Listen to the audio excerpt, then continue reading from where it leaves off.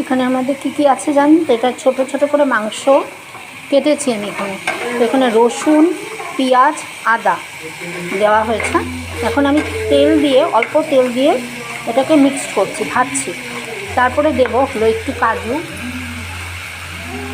এই যে এই কাজুটা আমি পেস্ট করব, এটা কাজুটা আমি এখানে আমার হামালদিস্তাতে পেস্ট করব,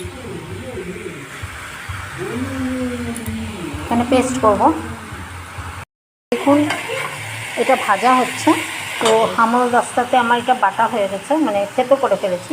এখন আমি এটা নেব, নিয়ে আমি এটার মধ্যে দিয়ে দিলাম।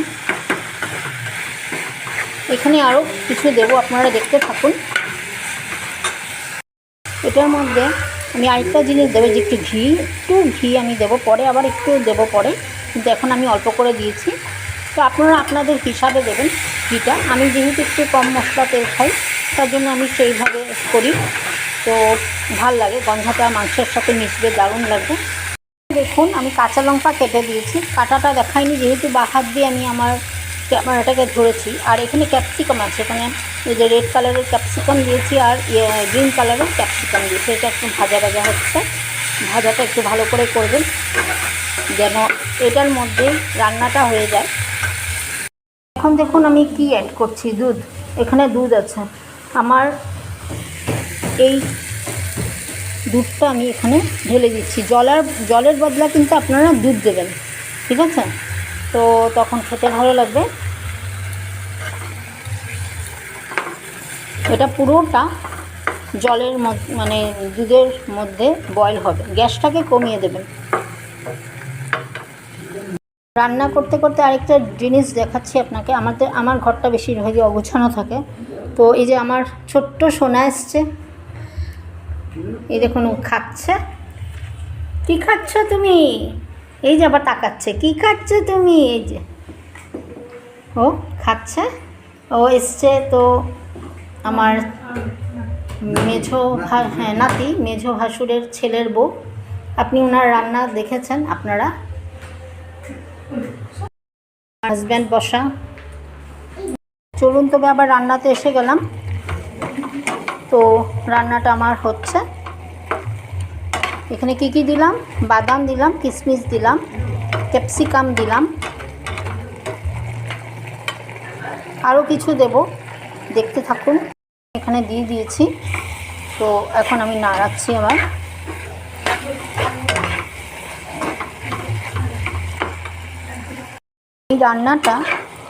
এই রান্নাটা কিন্তু পুরো গ্যাস কমের মধ্যে করতে হবে। গ্যাসটা বাড়িয়ে দিলে রান্নাটা সেরকম টেস্ট হয় না। মাংসগুলোর ভেতরে যে মানে গ্রেভিটা ঢোকে, ওটা ভালো করে ঢোকে না, সুসিদ্ধ হয় না। তার জন্য কিছু রান্না একটু কমিয়ে করলে বেশি ভালো হয়। আমি পুরোভাবে বোনলেস করেছি, পুরোভাবে বোনলেস। এটার মধ্যে একটাও হাড় নেই, সব শুধু মাংস উঠিয়ে দিয়েছি, ছোট ছোট করে কেটেছি। খেতে খুব টেস্ট লাগে। রুটি, পরোটা, ভাত, মানে পোলাও, যে কোনো জিনিসের সাথে এই আইটেমটা খুব ভালো লাগে। ব্রেড দিয়েও কিন্তু দারুণ লাগে, খেয়ে দেখবেন। স্যান্ডউইচের মধ্যে, ব্রেডের মধ্যে ঢুকিয়ে দেবেন, তারপরে দুটো ব্রেড দিয়ে লাগিয়ে খাবেন, ওটাও কিন্তু মজার হয়। আমি এইভাবেও খাই। এই রান্নাটা হয়ে এসছে, পুরোভাবে হয়ে গেছে, দুধটা শুকিয়ে গেছে। লাস্ট দিচ্ছি কাজু বাদাম, যেহেতু এখানে কাজু বাদাম আর কিশমিশ বাটা আছে অল্প স্বল্প। আপনারা যতটুকু বেশি, যেটা কম বেশি আপনাদের মতে দেবেন, আমি আমার মতে দিলাম। তো একটু এটাও দিয়ে দিলাম, দেখতে যেন ভালো লাগে, খেতেও যেন ভালো লাগে। যারা একটু ঘি বেশি দিয়ে খেতে ভালোবাসেন তারা একটু ঘি দিয়ে দেবেন নামানোর আগে। বাস আমার রান্না রেডি। এখন ডেকোরেশন কিভাবে করি এটাও আপনারা দেখে যাবেন। এই আমার রান্না রেডি। এবার আমার এটা পুরোভাবে রেডি। এখানে আমি একটু ধনিয়া পাতা দিয়েছি, এখানে একটু টমেটো দিয়েছি সুন্দর লাগার জন্য, আর পেঁয়াজ দিয়েছি। লাস্ট একটা জিনিস দেব, যেটা আপনারা ইচ্ছা করে স্কিপ করে দিতে পারেন, ওটা হলো ডিম। ডিমটা উপরে দিয়ে এরকম করে সাজিয়ে দিলাম।